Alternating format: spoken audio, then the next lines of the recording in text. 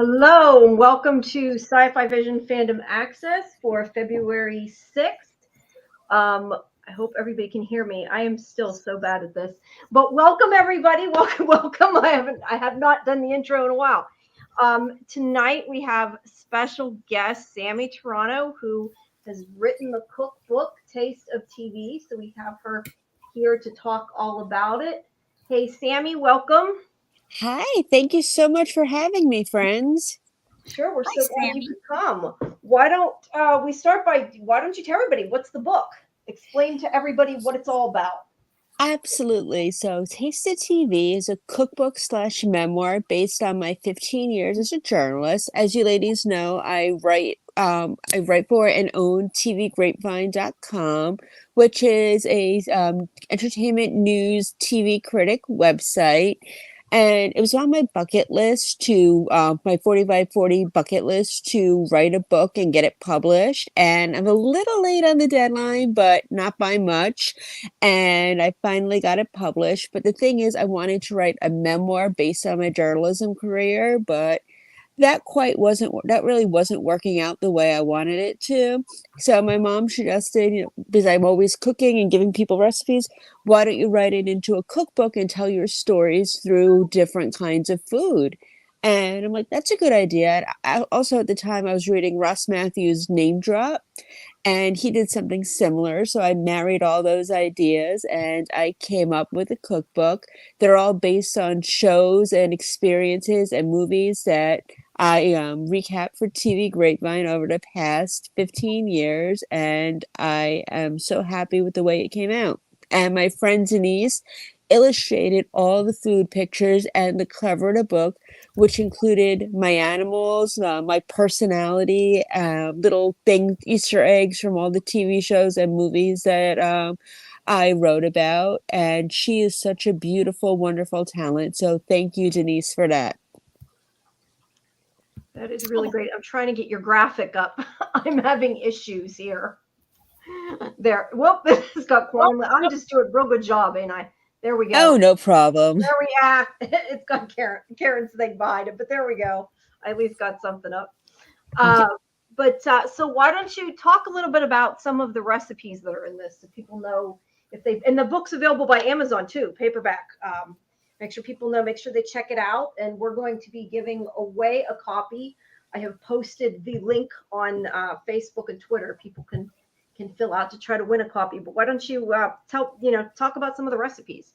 Okay, so there's 30 different recipes in the book based on 30 different shows and movies. It's divided into three parts: dinner, drinks, and dessert.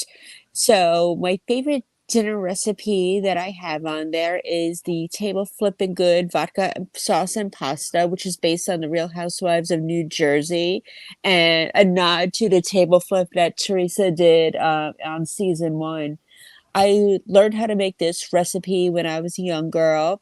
My mom made it, my godmother, Bonnie, made it, and they both taught me to make their versions. And then I went and made my own. And like I mentioned in the book, during the COVID pandemic, I was at my mom's, and we would watch The Real Housewives of New Jersey every week when it was airing. So I wanted to give a nod to that.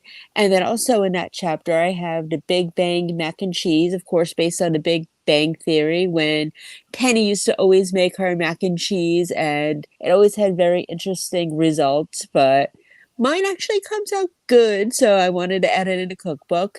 But it also tells the story of my grandfather, my pop on my mother's side, who made it one Thanksgiving when my dad was a vegetarian. I was like in fourth grade, so I was about 9 years old, and I'll just never forget him coming with this huge bowl of Kraft macaroni and cheese and going to my dad and being like, Paul, I made this for you. It's macaroni and cheese. I know you're not eating meat right now, and I wanted to make sure you had enough to eat.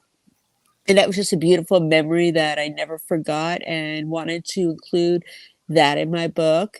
And then I have the white collar white Russian, which is in my drink recipe based on the show White Collar. It's actually my mom's recipe that she taught me how to make.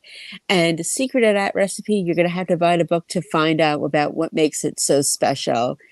And the desserts are all sorts of different desserts that I grew up with. But my favorite one is America's Got Ice Cream Cake, based on America's Got Talent, which was one of the first shows I ever recapped for TV Grapevine when it was owned by my business partner, Al. He's since retired. And as an aside, Al, if you're listening, thank you so much for giving me this opportunity. If it hadn't been for you, I wouldn't even be here today. So thank you, Al.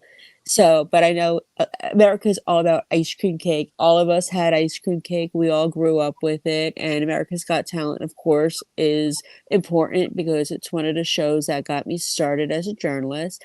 However, the reason why it's more important to me is the year my sister got engaged to her husband, Sal. Her Sal's family had all of us at their house for the holidays, and one of her in-laws, and I feel really bad because I don't remember which one of her in-laws it was, made this absolutely delicious ice cream cake. It had vanilla ice cream, chocolate sauce, all these little crunchies and candies in the middle, a cool whipped topping, and it was so delicious that she taught me how to make it.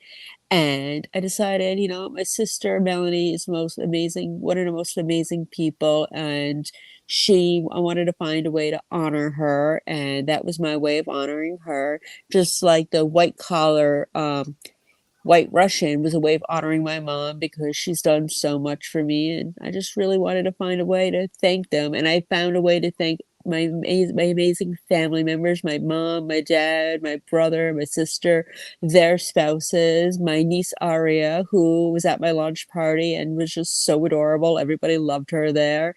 And yeah, it's about family, it's about TV, food, and everything in between. And like I said, I had Denise illustrate the pictures because every cookbook has pictures, and I always found that the food pictures were too posed, and I never really liked the way they looked. And Denise has been my friend for 31 years, and I really wanted to work with her on this. So I asked her if she was interested in drawing pictures for the book, and as they say, the rest is history. Yeah, I was going to say we have the cover up. People can at least see one of the pictures. That's really cute. Yeah, I obviously I went to the launch party. I was going to say a lot of great recipes, and the other thing people probably to know too is I know you were talking about how a lot of them can be substituted if you have allergies or anything like that, any sensitivities. So it can work for a lot of different things. Yeah, that was really important to me because I have several people in my life that are either vegetarian, vegan, celiac, or for the drink recipes, they're sober and don't drink alcohol. So I wanted to find something for everybody in there. So I also, for the drink recipes, made several different ones that could be made into mocktails on how to make it into a decent tasting mocktail.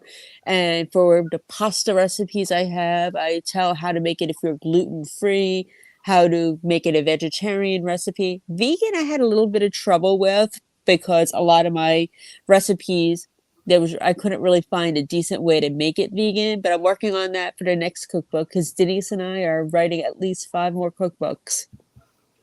Can't wait.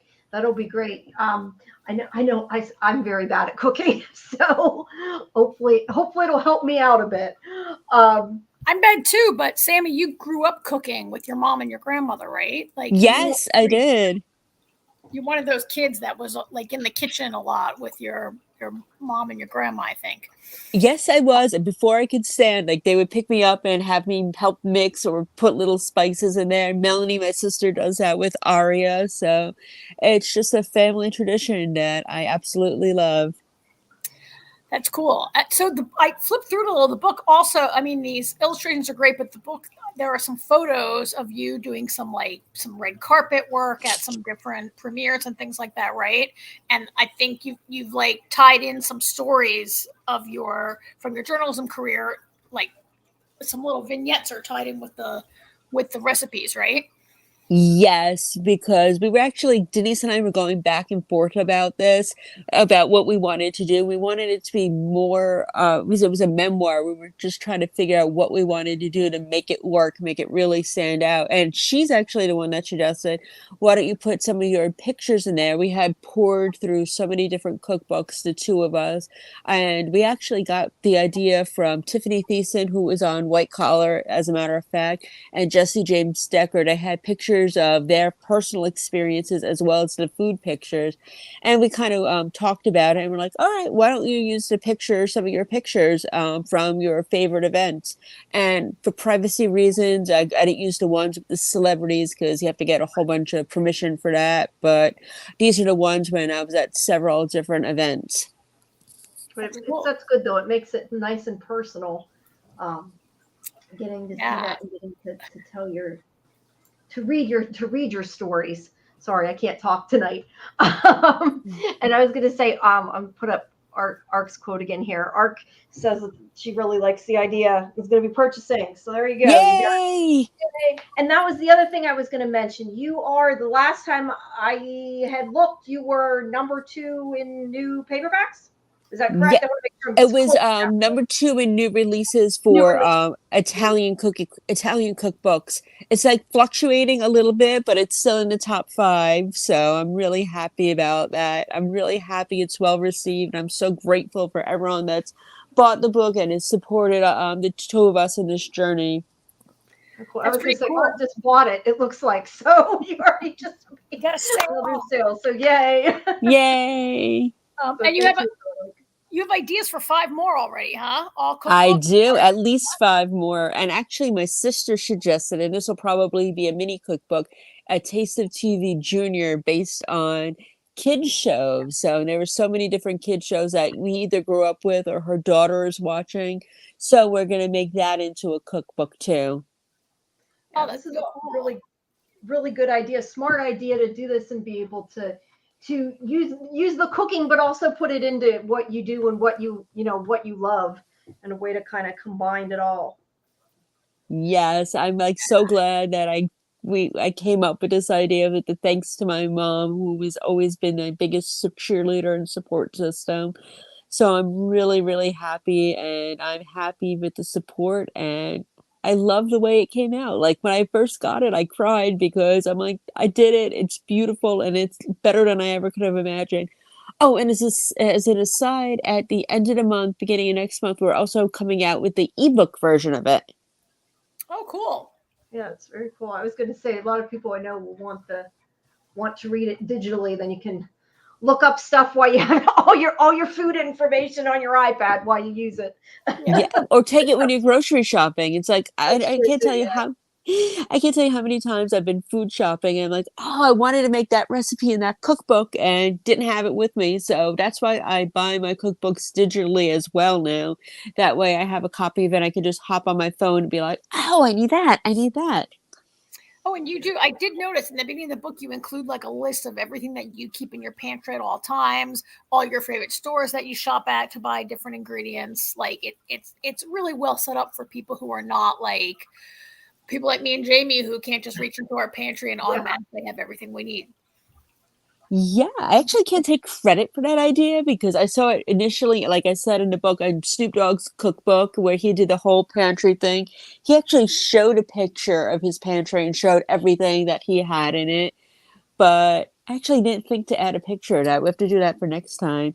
And then I'm like, I should put certain things I buy at certain stores. And like people might not know if they're new cooks as well. So it's like, why don't I put the places where I like to shop? And I also included not only stores that are available that are well nationally known, but local stores that are near and dear to my heart. That I live in Pennsylvania, so I put the meat market I always go to, the seafood place, the Italian deli I always go to, and stuff like that. That way they get a little bit of support too, because I'm all about supporting local businesses, farmers markets, stuff like that. Yeah, that's fantastic. That's really cool. So I'm trying to see if any of these local ones. I think they're somewhat local to me. They're a little bit further away, but they're still somewhat. Jamie's in Pennsylvania too. Yeah. Yeah. So quick for people who maybe we have some listeners who aren't that familiar with TV Grapevine. There's a bunch of recipes that are inspired by reality programs. At Grapevine, you had your roots kind of in, like, you don't only cover reality, but you did like kind of start out with a lot of reality, right? Like you're a big Yes. reality TV fan yourself, I think. Yes. Well, we actually started before I was even part of TV Grapevine because it was owned, like I said, by my friend and mentor slash future business partner, Al. It started as a Big Brother fan site, and then he expanded it to be more reality TV.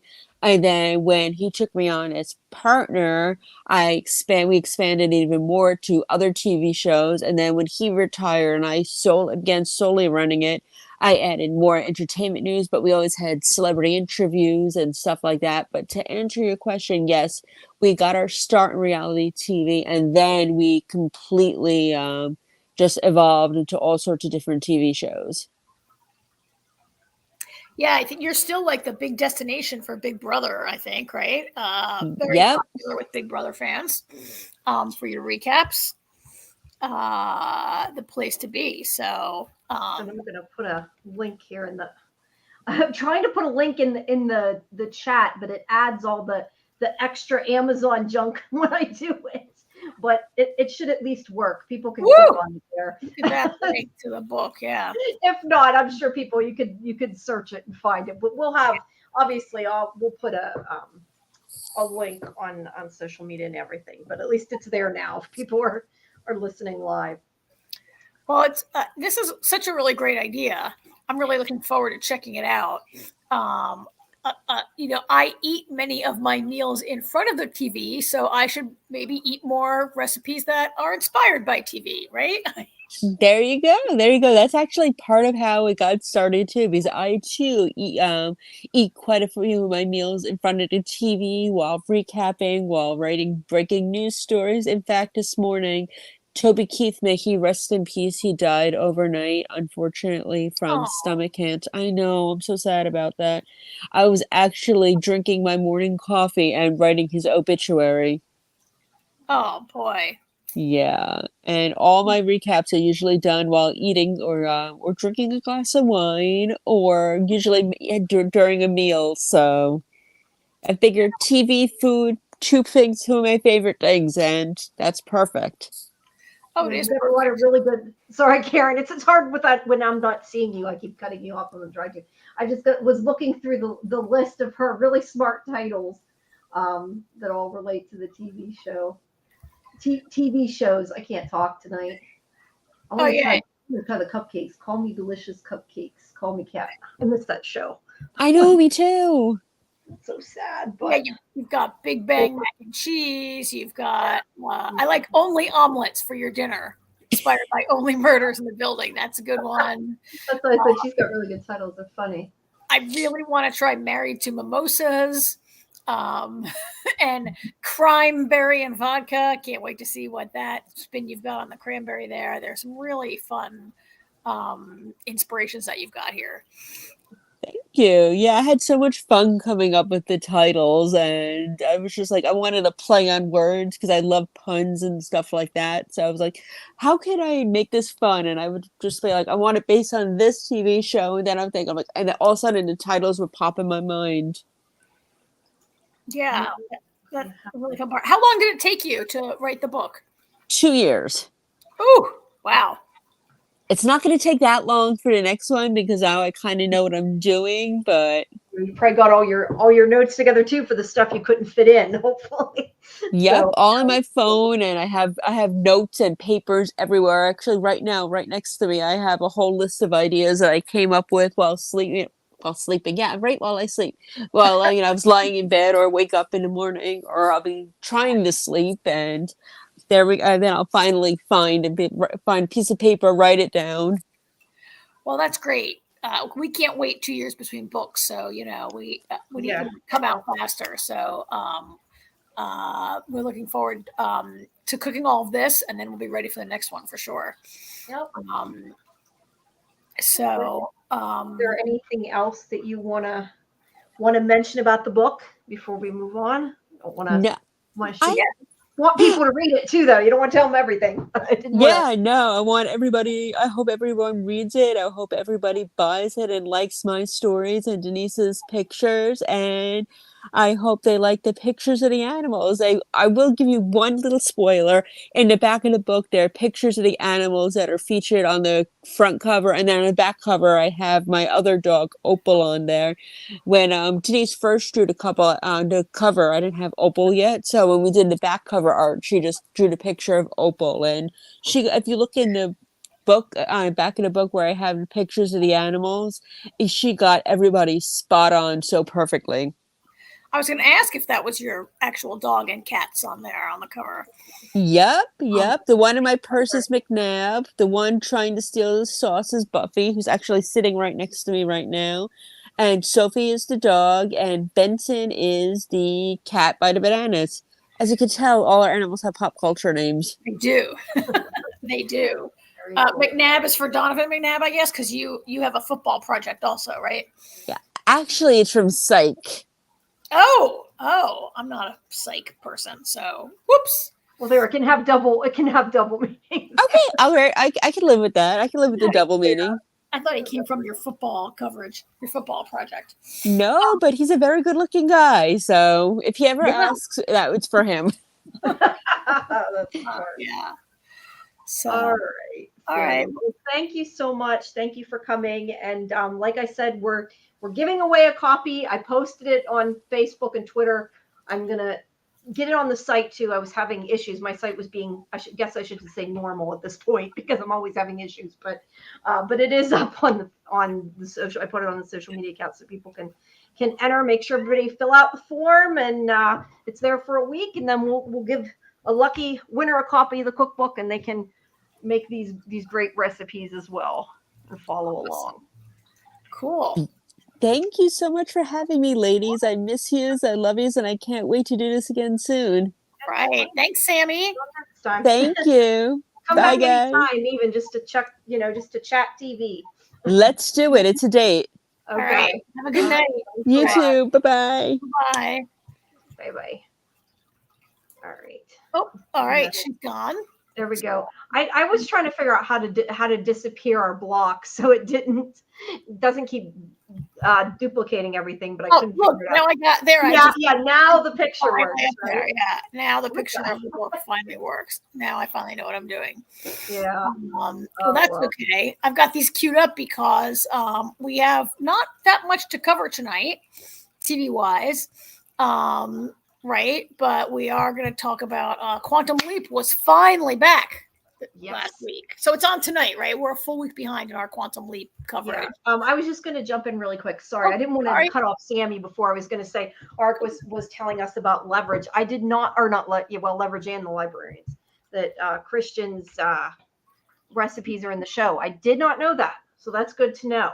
I never really thought about it, to be honest, but that's cool. I love Leverage. That's one of my favorite shows. I know you always loved that. I had never watched Leverage. Does he cook on the show? Yes, he does. He plays like a fighter, I guess you want to say, but yes, he's also a chef. And it's kind of like a running joke. He's always making everybody's food, but yeah. Oh. And Librarians was obviously hasn't been on for a while, but yeah. But Leverage, the new series, is still on and back soon. Not yet, but coming back. I'm not sure exactly when it is. Yeah. I forget, but the new season will be out soon. All righty.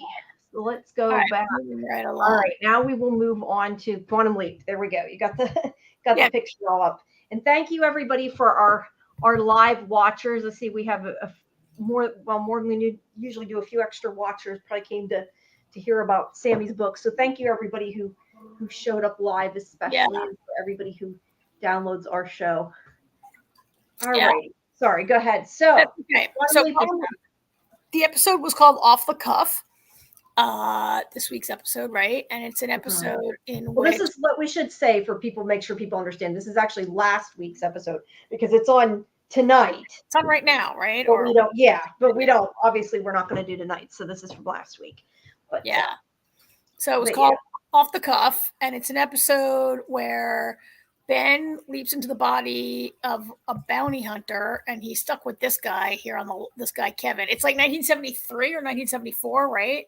And he's like trying to bring this guy Kevin in, who's like I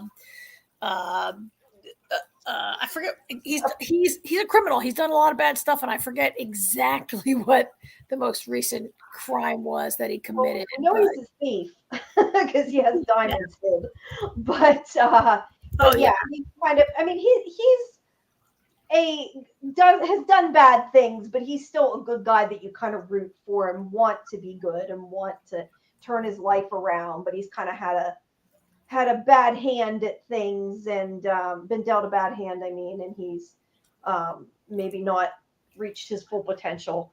Yeah. But I really like this one. I think I probably should have the cast list up, but the actor who plays Kevin was really funny in this. I liked him. Yeah. So yeah, I just looked it up. It's April 10th, 1970. It's 1970. So it does seem to be like a, the guy keeps trying to escape. He keeps saying like, I'll give you twice as much money as your boss does or whatever. I have to go to the bathroom. Can't you uncuff me while I go to the bathroom? Right. Yeah.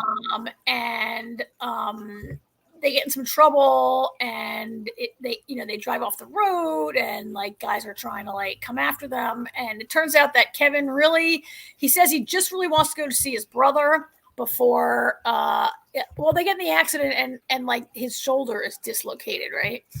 And they want to go. So he's like, take me to see my brother. This is the brother. The brother's name is, I forget the brother's name. He's like, take me to my brother. My brother and doctor, he'll fix my shoulder. And lo and behold, guess who the brother is married to, right? Yeah. So I said to you by text message today, I was like, I don't know how I feel about Hannah having gotten married. On the one hand, okay, it's been 9 years. The poor woman shouldn't just have to wait every single day wondering if Ben will ever come back and not go on with her life. And she fell in love and whatever. But on the other hand, I was like, oh my God, poor Ben. Like he just like in his life, it was like decided he fell in love with her and now she's, and I see Ark is saying like, how will this love story continue? Because her husband is going to die. We do know that. So there's always that chance for Ben. But yeah, they're kind of out of times. Well, not kind of, they are out of time. Different time periods. It's hard for them to meet up and to have a regular love story.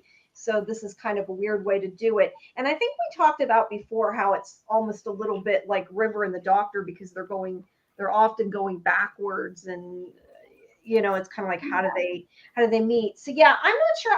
I wasn't sure how to feel about her being married either, but I think it works. I question the fact that Sammy saying thank you. Thanks for coming, Sammy. We can see your text. I think that they can only go so long so far because of the fact that Ben goes to different times. So it has to be like within a set, like period of time. And granted, they've explained it that they're brought together because they're in love and everything. But I think like at a certain point, they can't keep bringing Ben over and over and over and over back to the same, few periods of years. So they've got to find a way to make it work because I assume at some point she's going to be even older and he'll have to deal with that as well. But because Ben has he's jumped as far back as like the Salem witch trials. He's jumped all he's confined now to Hannah's lifetime. Yeah, right now he seems to be. Yeah. So it's like her adult years. But I'm assuming at some point he's going to come back and she's going to be even older. It has been, I think, pretty linear, I believe. Like when Captain America found Peggy Carter and she was like 80. Yeah. So I'm not sure. Yeah. I'm not sure. I guess he could go forward and go back and he doesn't necessarily have to go in order, but I think they have all been in order, haven't they? Or am I wrong? Well, Hannah's episodes are going in a progression. Yes. That's what I thought. Okay. Along in her. I just feel like, poor Ben in Ben time, it's only been a very, very short time since he found out that Addison, you know, that everybody thought he was dead and Addison's moved on and all that. For Ben, for those guys, it's been 3 years. For Ben, I don't know, has it been 3 weeks even in Ben time? It's been a short amount of time that he loses Addison. He falls in love with Hannah. He loses. Now did he lose Hannah? I mean, she says you can be in love with two people, which I think is true, but obviously it's kind of like they're not going to suddenly, at least not at this point, get together. Now, when her husband passes, we don't know what's going to happen, but okay, from his point of view, you know. I mean, even Hannah's like, you can be in love with two people, like, okay, but you're not going to have an affair with Ben for 3 days every time he shows up randomly. And Ben is not that guy. Ben was obviously that guy who was going to back off and not, right? Which is why he didn't even tell her at first it was him. And she's like, how are you not going to tell me? Yeah. And then sides to that. When Addison tells him that Kevin, the husband, is likely to die, what's my next picture here? Oh, we'll go back to that. He's going to die. Ben's first instinct is like, I got to tell Hannah so they can get some treatment. Like, his instinct is to save the guy, right? Like not to be like, woohoo, I'll got to wait 18 months and he'll be dead and I'll have my chance again, right? He's very, his instinct is he's just not a guy who's going to interfere in her marriage at all. She can. And Art's saying about River and the doctor, they got their night under beryllium. You're right. Well, they were also married too, so they got to be together for a little bit. So I mean, there could be something, you know, for a short period of time. I would think after her husband does pass, because obviously unless Ben shows back up before her husband dies, but I mean, I kind of got the opinion that's probably not going to happen. No, but I did feel weird though when he doesn't even. Well, she don't even know what Ben looks like though, for that matter. Like, no, she doesn't know. Somebody different. So, did you think? I mean, I really felt like this business of her being like, well, you can be in love with two people at the same time. That had sort of a double meaning, because it certainly relates to, I think, Addison, who is with Tom, and when Hannah says, oh, you know, I'm in love with two people, or you could be whatever, however she says it. I'm like, oh, you know, Addison, like, she does seem at times to be torn between Ben and Tom. And, you know, this business where she found the engagement ring last week doesn't say anything. And then I thought maybe she was unsure, but she seems to be, you know, very happy. I don't know. I maybe part of the Hannah and Ben story shows Addison that you can't wait. You have to jump in and grab it while you can. Oh my God, I love Arc 54's comment. Oh my God, that would actually make a lot of Ben sense. Show up at Kevin's whatever the funeral. Not Kevin. The Kevin's brother. His name is Josh. I think the brother was named Josh. At Kevin's brother's funeral, at the husband's funeral. That would be insane. That would be like great timing and terrible timing at the same time. Yeah, but at least maybe he can be there to console her. But yeah, I mean, there's a possibility he could come back. Like I said, he could come back and it could be his job to save him, or maybe, who knows, maybe Ben will jump into her husband's body because it'll be his job to save him. I mean, that's still a possibility too, but I don't know that I foresee that happening. But no, I mean, I kind of foresee this going at, you know, Tom is saying, well, I found this old DARPANET CD-ROM or hard drive or whatever somewhere, and we might have a way to bring Ben back, which, you know, is crazy. First of all, to go back to Ark's previous comment, if you can bring Ben back, can you get Sam back? Yes, I know, right? But, you know, I think the idea they're finding a way to bring Ben back just when Ben maybe doesn't want to come back. Like, he was desperate to get back to Addison, but now he's in love with someone in time, right? And maybe he doesn't want to come back now. Like, if Ben had his choice, would he just shack up in 1970 and stay with Hannah forever? I don't know. You don't think so?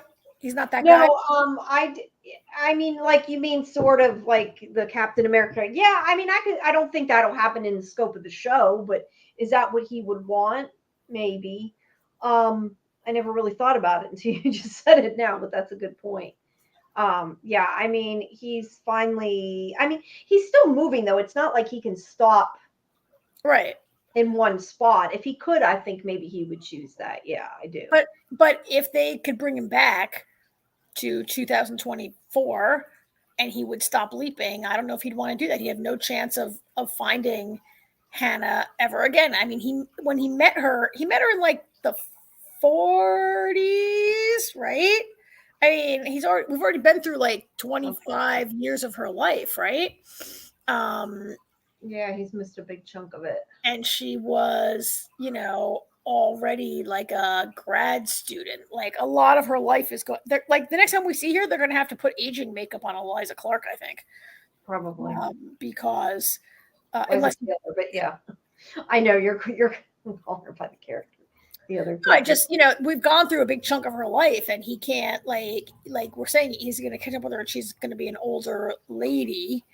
Yeah, which is fine. Old people can be in love and have a great love story also, but yeah, are we getting into Captain America time here? yeah. I don't know. I mean, like I like the story probably either way, because that's why I said, like, I don't foresee them carrying this that much further. That's just my own opinion. I mean, I don't know. I have not seen past this, but I just don't see this as being something that they can feasibly keep up another season, just because, like I said, he for a show, like, he travels to different time periods. For him to keep being in the same, like, span of years would get boring after a while. And Orca saying it wasn't renewed yet. I was going to say I wasn't even sure. So yeah, there's a possibility they could do that. I don't know that they will. But I mean, they could, I guess. It depends if they get it. I guess the biggest thing is it would depend if they knew ahead of time they were going to be done. That's always the biggest thing. If they're getting canceled, do they know in time to write, a specific ending? Although I hope the show continues. I don't want it to be canceled, but I mean, that would be the only way I could see that happening. I mean, them writing an actual ending with him and her. They got to be done shooting it, and if they're not, it certainly is all written.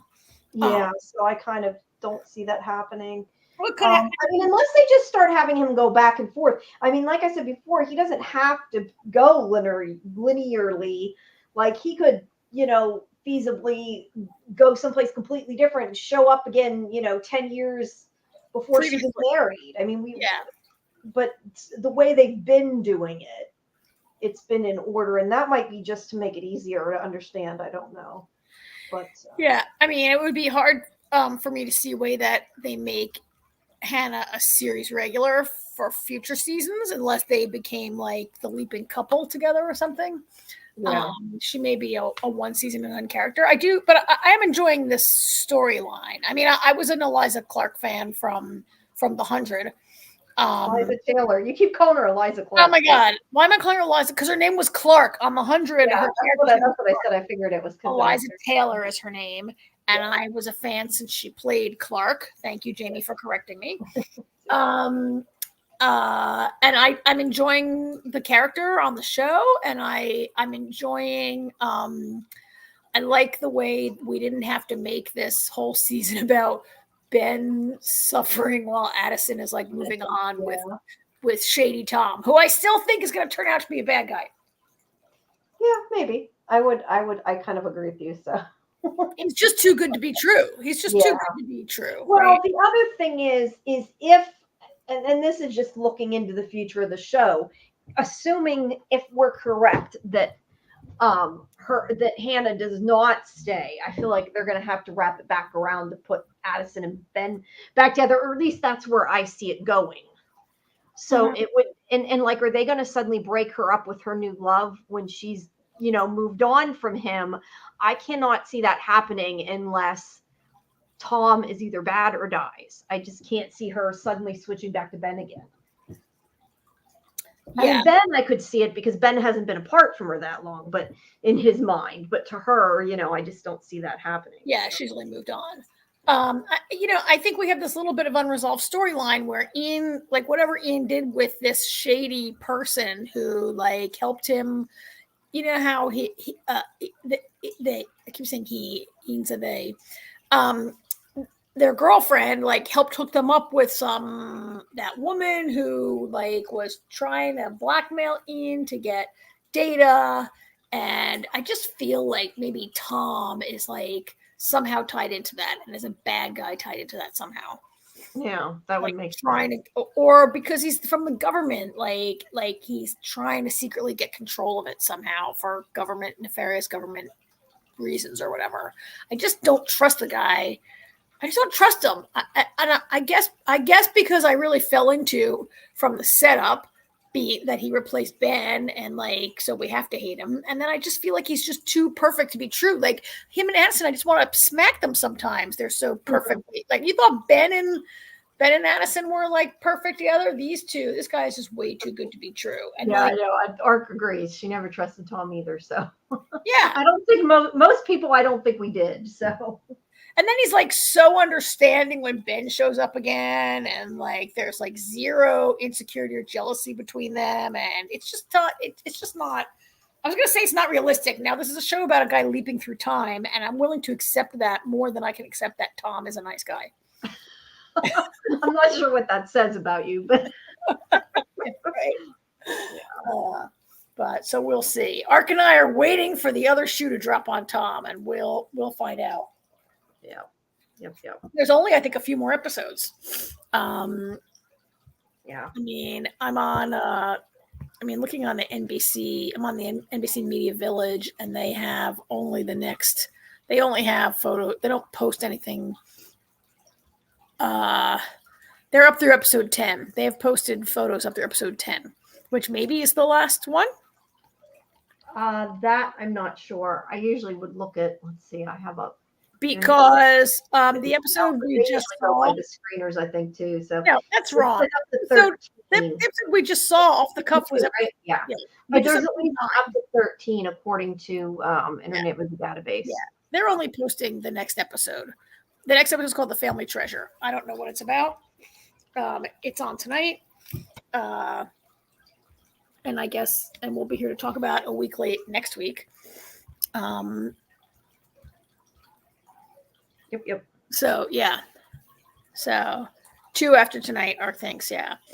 It was 9, 10, 11. Yeah. At least. You think there's 13, Jamie? All right, then there's 4 after 9. Yeah, but at least that's what it says. So I don't know. And I have not, I haven't even checked the screeners, but if that's all they have with pictures, that's probably all they have with screeners too. So I don't know. But I would assume, 13 is, I don't know, how many were there last season? I think 13.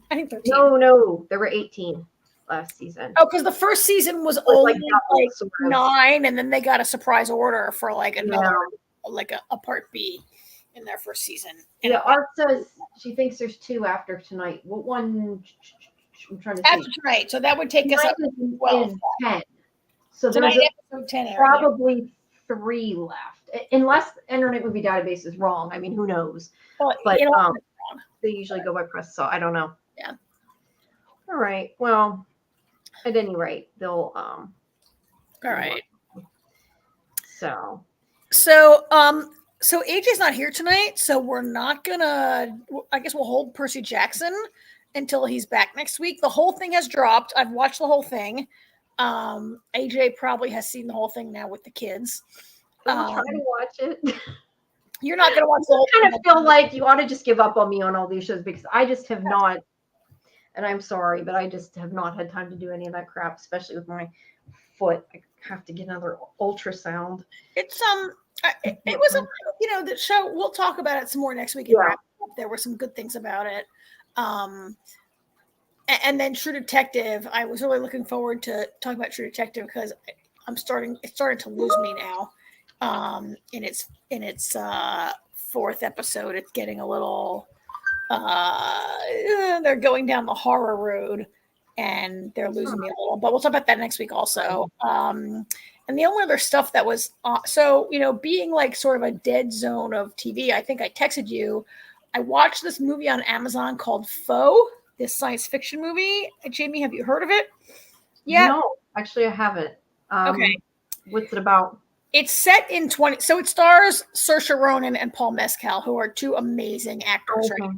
Yeah. It's set in like 2065, and the climate has gotten really, really bad. So Saoirse and Paul, whatever their character name is, they're married and they live on this farm in the Midwest, but it's like a Dust Bowl farm, right? Because it's so hot and never rains or whatever. And so they have other jobs also. And so what happens is that the government is experimenting. The government decided that we have to start having colony in space because we destroyed the Earth is like not gonna, right? Things are going in the wrong direction here on the Earth. We can't fix it. They're gonna have a colony in space. And so for some reason, the husband, Saoirse Ronan's husband, I should look up the character names. The husband is chosen to go up in space for 2 years on a test, like it's a test of the colony.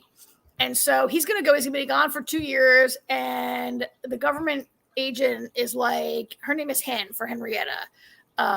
Junior, the husband, is going. And they're like, don't worry, Henrietta. Don't worry, Hen.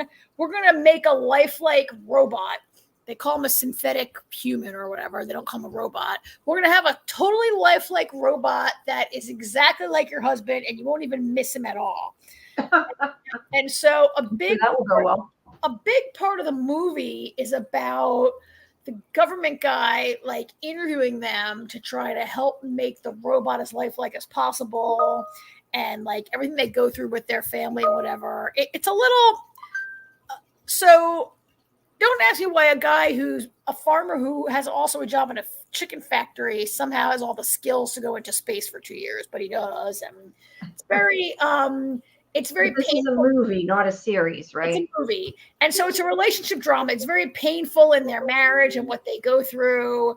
And then there's a couple of twists that I won't reveal to you. I mean, I would say the main reason to watch this movie is for these two amazing actors, right? Saoirse Ronan and Paul Mescal. They're both incredible, and the work they do as this couple going through this very painful kind of thing is very good.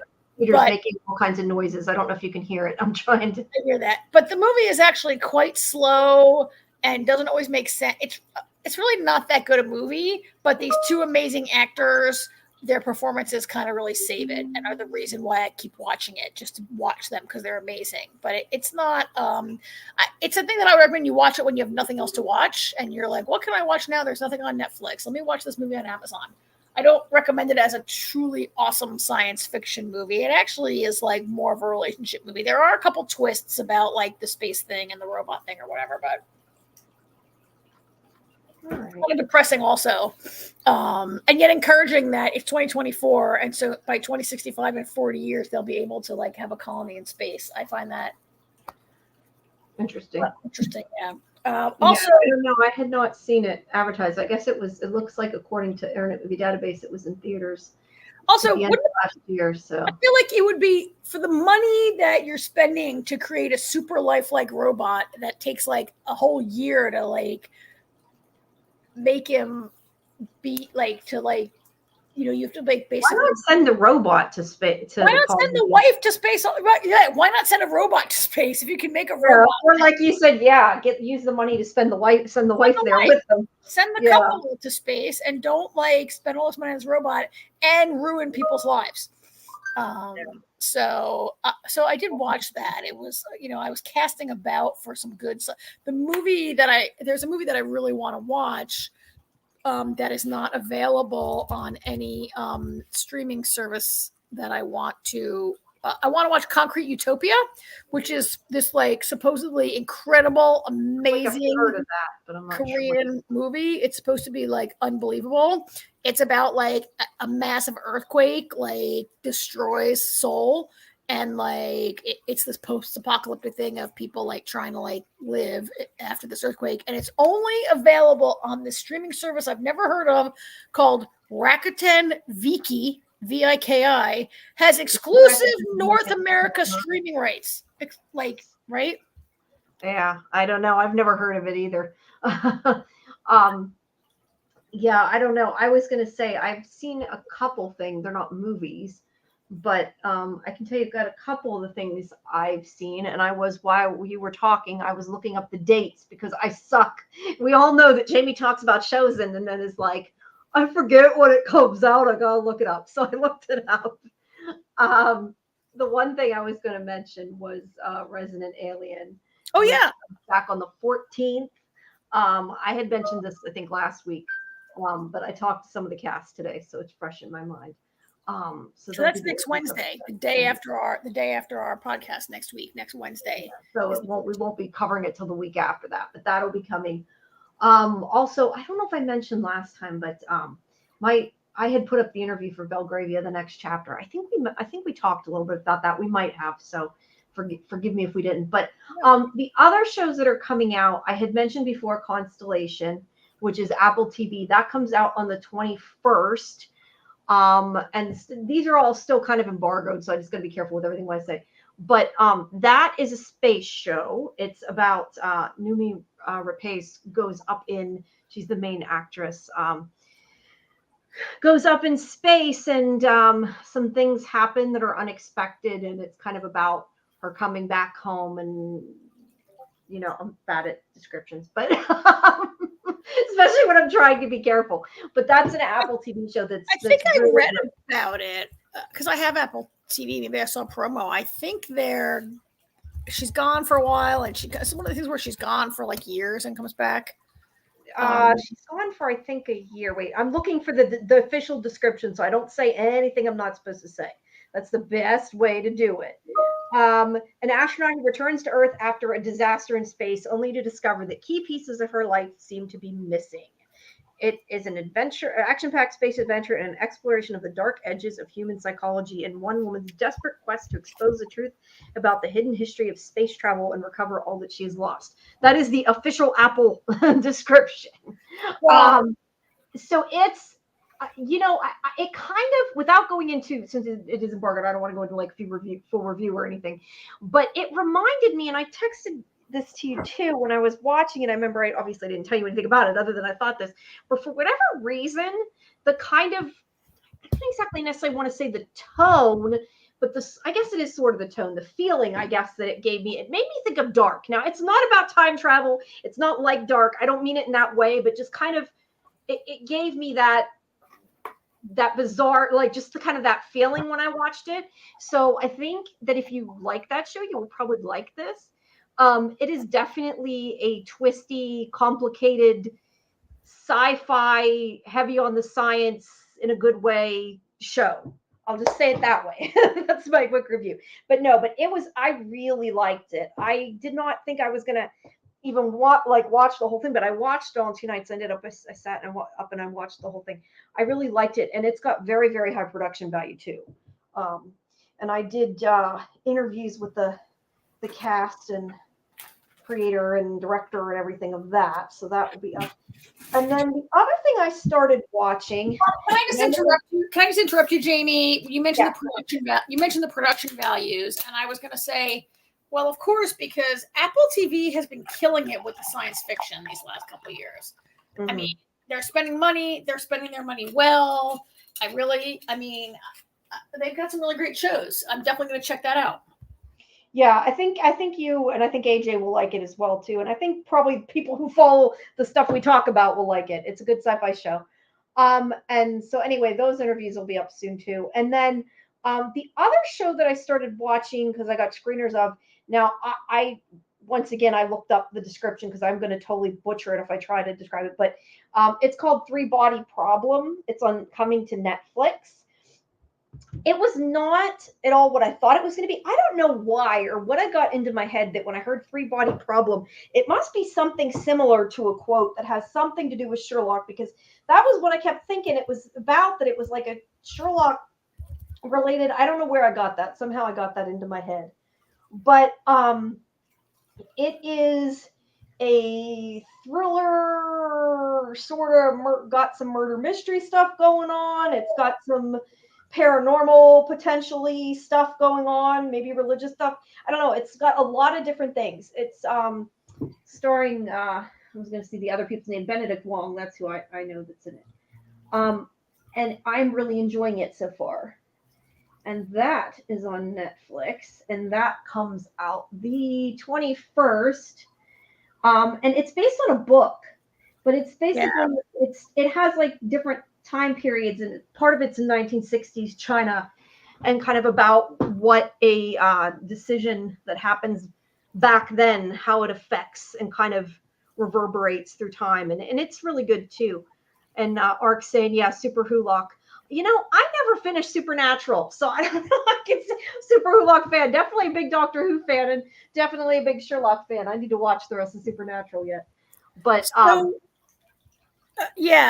I just looked it up. It's based on a Chinese science fiction trilogy, and this show is from David Benioff and D.B. Weiss, who brought us Game of Thrones, right?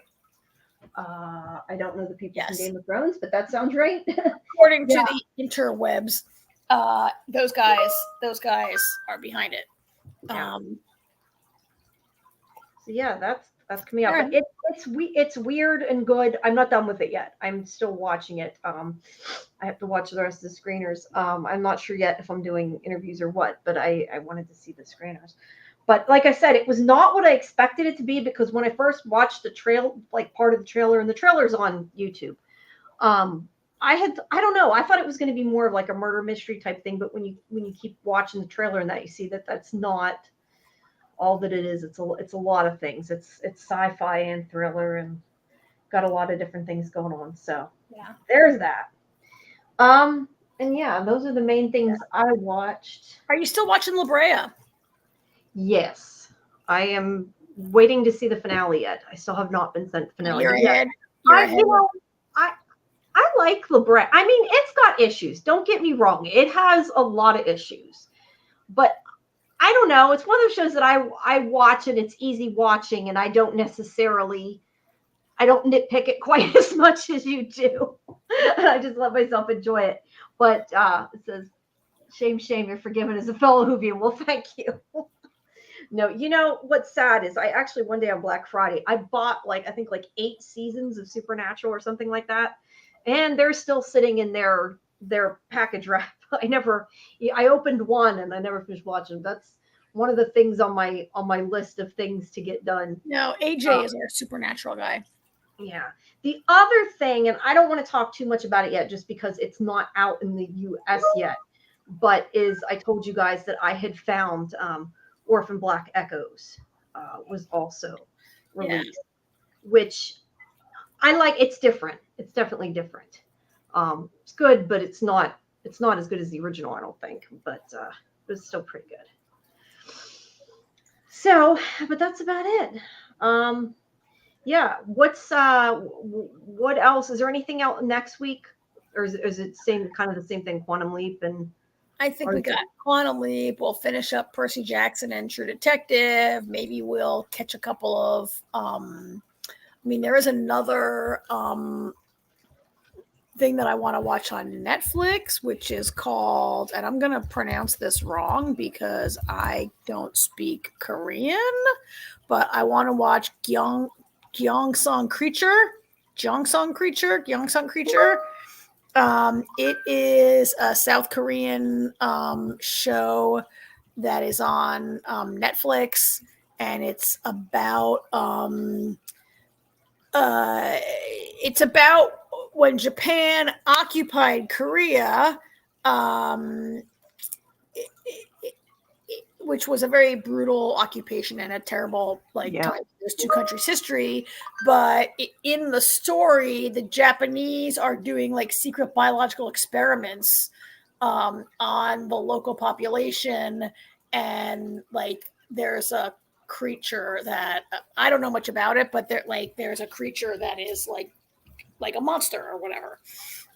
So it's supposed to be pretty decent, I think. And it's on since there's nothing on right now, that's on my list. I've really enjoyed some of the really good Korean dramas and movies that I've seen on Netflix and other places. So I really want to check out the season 1 is out on Netflix.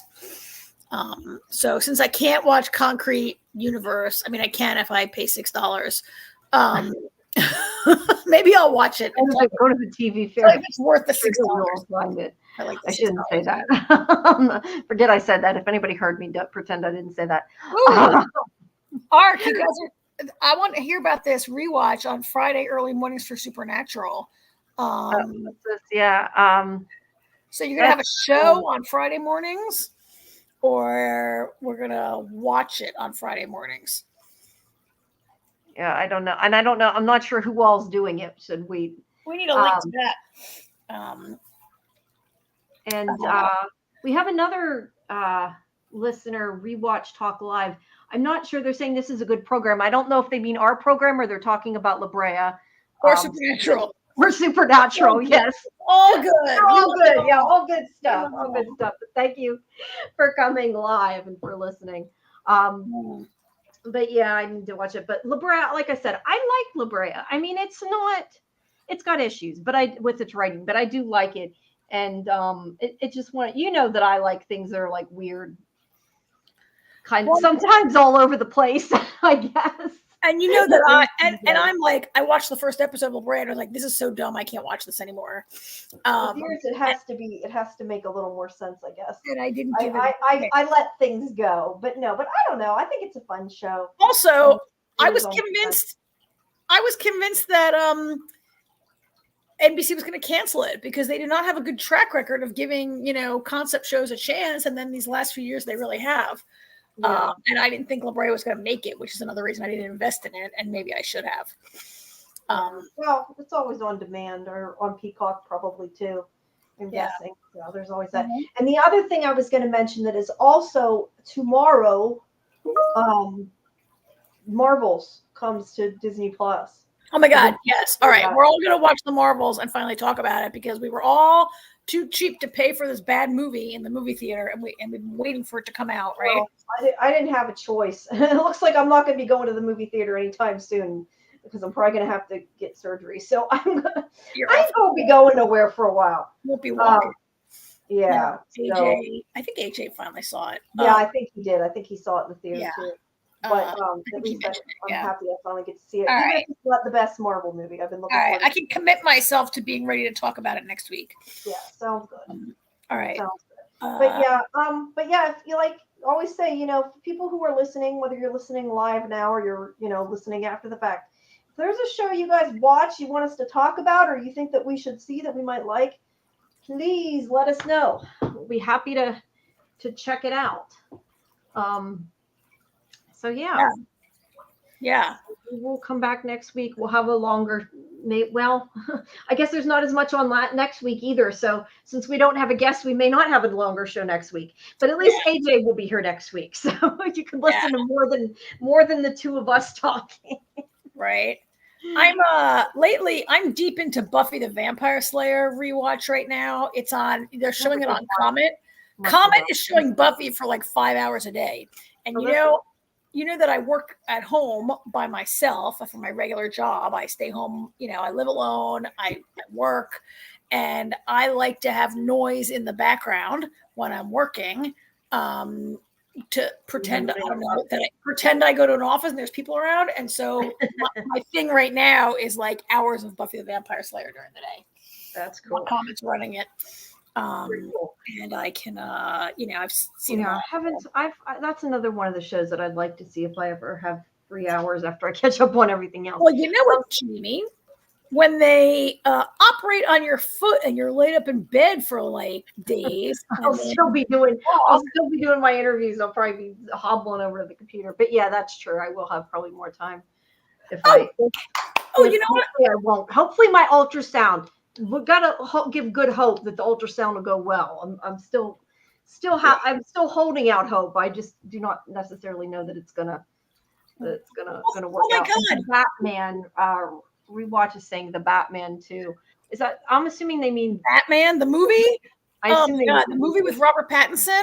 I tried twice and I fell asleep both times while I was trying to watch it. I gotta try. I'm not a big DC person, so. I'm not really the target audience for that. I can never really get into DC. And it's funny because I used to be such a huge Superman fan because I was, I loved Lois and Clark. And then I started watching Smallville and I don't know, I just got off of DC after a while and I just don't usually get that into it. An arc saying Batman's dark. Yeah. But yeah, that's a good one to try. The other thing, so dark I can't. That's you that said that. Yeah. It's so dark you can't see what's going on. I did want to mention something else, and I keep forgetting. Me too. Tomorrow, I don't know what time it is. I don't know if it says what time it is. Hold on. It starts at 7:30. So tomorrow night. Now I don't know exactly what is going to be allowed to be talked about. So don't, expect any specific things. But tomorrow night, I have a new writer, Denai Vance, who is going to the Ones Who Live premiere for us. And so she will be tweeting whatever they allow them to tweet, which I'm not sure. That's kind of my point. Like, I don't know what they're going to be allowed to say yet, or because it clearly, which, I got to be honest, I don't understand why the premiere stuff is embargoed when everybody's going to see it tomorrow, but yet it's still embargoed for like another week. Go figure. AMC, I never understand half their. Is that show on AMC Plus tomorrow? No, it's on the premiere in California. But my point is the actual reviews are embargoed for another week, even though people are going to see it tomorrow. Yeah, so I don't know if they're going to be allowed to talk about the actual show. But she is going to at least try to get a couple post pictures or whatever is there. And I was trying to see, I thought I had I don't have it up here, the Twitter handles. I'm not sure which one she's going to use, but I'll make sure that once I figure out which Twitter she's going to use for sure, I will tweet it so people can know to follow her stuff, and hopefully she'll be able to post some pictures from the event tomorrow night, because it's a party and all kinds of fun stuff. But yeah, and there's also press tomorrow for Ones Who Live too, so those interviews will be out soon. Yes, Terry O'Quinn, I'm really I gotta say, I know that I can't ask him about Lost, but I am excited to talk to Terry O'Quinn tomorrow.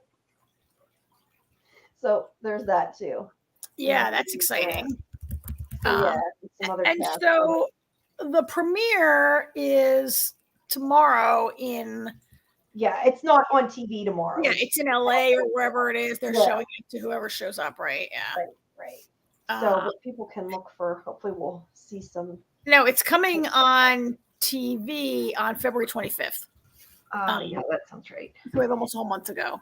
Yeah, and Jill's review will be out. I think it's either the 14th or the 15th. I mentioned before when it is. It's one of those 2 days. Whenever the embargo lifts, Jill's review, Jill Roby, her review will be out then on SciFi Vision as well. And Arc is too focused to be twitting. I'm not sure. I think I missed what she's referring to, what show, but that's all right. So listen, I almost forgot before we go. Since I spoke to you last, I went to New York City and I saw Harry Potter. Oh, I'm so mad at you for that. I saw Harry Potter and the Cursed Child. I saw it on Broadway last week. Even if I had the money to go, which I probably could have afforded right now, but I can't go with my foot, so it doesn't matter. No, but that's cool. Yeah, you got to see the play. So what did you think? So it was good. So, it has changed. Before the pandemic, it was so long. It was like 5.5, 6 hours. You would go to a 3-hour show, and then you would either go to dinner for a few hours, you'd go to the matinee and then come back at night, or you could see it 2 different days, 2 days in a row, because it was so long, which was really not probably good for families or children or almost anybody, right? Who wants to do that? It was so they during the pandemic, J.K. Rowling and her co-authors or whoever, they really chopped it down. It's about 3.5 hours. It was I got out of there. It was 3.5 hours, including the intermission. Well, I know people like the original play. I mean, I don't know. They just chopped. People compare them, so I don't know. They chopped it back really short to be shorter, and they added some exposition and change. I mean, that's just way too long, for a play. Yeah, come on. It was good. It was fun. There are some fun magic things where things things levitate, and you can't like see any like wires or anything, and there's some other like lighting effects and magic. There's some fun magic things that happen. There's a cool duel that happens. We sat in the dress circle, which is like, it's sort of like the first balcony. The balcony was above us. It's like the mezzanine, right? We had really very good seats, and they have a scene where some Dementors like swoop out of the ceiling that were like really, the Dementors were really very well done and really cool. If you've read the play, I think a lot of people have read the play right now. Yeah, I have the book of the Yeah, but people have said the play was good as a play, but as a book, it's well, I mean, reading a play is like a script is not meant to be read as a book, and if you haven't read scripts recently, and when's the last time you read like a script, right? Well, like, I've read. I mean, most people maybe not, but I mean, I've read a lot of scripts. So to me, the script thing, at least, I don't feel like is what bothered me. I just didn't love the story, and I mean, I won't spoil some of the big things in it, but you know, there's some surprises in there I didn't expect, and I don't know necessarily made sense to the narrative of the original, but it's supposed to be good as a play. So, you know, I don't know. I would love to see it. I probably won't. It was good. So it was good. There are some cool things they've done in the theater, and some effects and some things that you see in the theater that are cool. They've done a nice job with some of the magic, the costumes. It was fun, and it was and it was New York City, so we spent about $75 on food while we were in this play. But it was good. I recommend it. It was fun, and I really think they did a nice job with, again, some of the magic, which makes it like more than just a play and makes it a Harry Potter play, right? Yeah. I'd love to see it. I want to go back. Yeah. And that's the other thing. And I can't remember the name offhand, but obviously they had added the Forbidden Forest to the park. I just thought about it when you were saying that. They have that new section of Universal coming that's going to have the whole French wizard thing coming to Orlando. So that's what I want to go back to. See all the new stuff. That we missed, but yeah. So anyway, I guess that's what we got for this week. Yeah. We'll have AJ back next week, and you know, as we get more into the spring, we're getting into more of like regular television cycle, and our coverage will even out a little bit with regular shows every week as they come back on the air. Yeah, I was gonna say there is one thing I watch, but I know you don't watch it. It's reality TV. I like Traders. I just was thinking about that. That's the one thing I do watch. You got to get over on TV Grapevine with Sammi. Yeah. Well, that's one I really like. Oh, okay. Yeah. Now I get it. Why she was saying about sparkling vampires. Sorry, I was trying to figure out in the chat why she was talking about sparkling vampires. I forgot they mentioned Robert Pattinson. That was why. Yeah. I'm like, what the heck? What were we talking about? Twilight. Something's going on there. Yes, Ark. I have seen Twilight. I liked them when they were out. I don't know that I would feel the same now. I was younger when they were out, and I kind of enjoyed them. I enjoyed the books. I don't know if I feel the same now, but I at the time enjoyed them. Yeah, I have them all on disc. I probably shouldn't admit that, but I have them all from when they were out. That reminds me, just because I'm thinking of big franchises. The other thing I want to see, I have not. Again, because I couldn't go to the movie theater, that I want to see is the new Hunger Games. I haven't gotten to see yet either. That I do want to see that.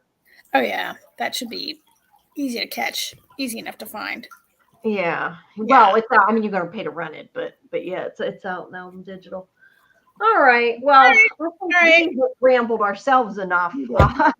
So if anybody who's listening later stays with us and Ark and Rewatch Talk for listening to us this whole time, thank you.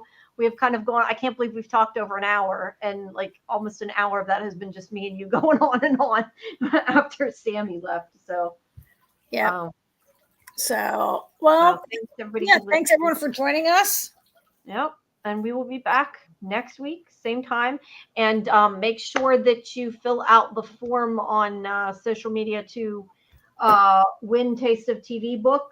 I will try to get it on my site. It's a raffle. I put it under Rafflecopter, but the whole stupid coding for Rafflecopter, it wasn't. I was having issues with it, so right now it's just on the socials. But you guys can find it either on Facebook or on Twitter of SciFi Vision. It's linked there, so make sure you fill out the form and try to win her book. All right, guys. Well, stay tuned. We'll have news, if anything, on social media. I'll make sure to post. And as always, thanks to NDV Media for hosting us. Thanks to Roger and all of our co-hosts and the gang. Check out some of the cool shows over there. Yep. We appreciate it. All right. All right. Have a good night, Karen. Good night. All right. Bye-bye.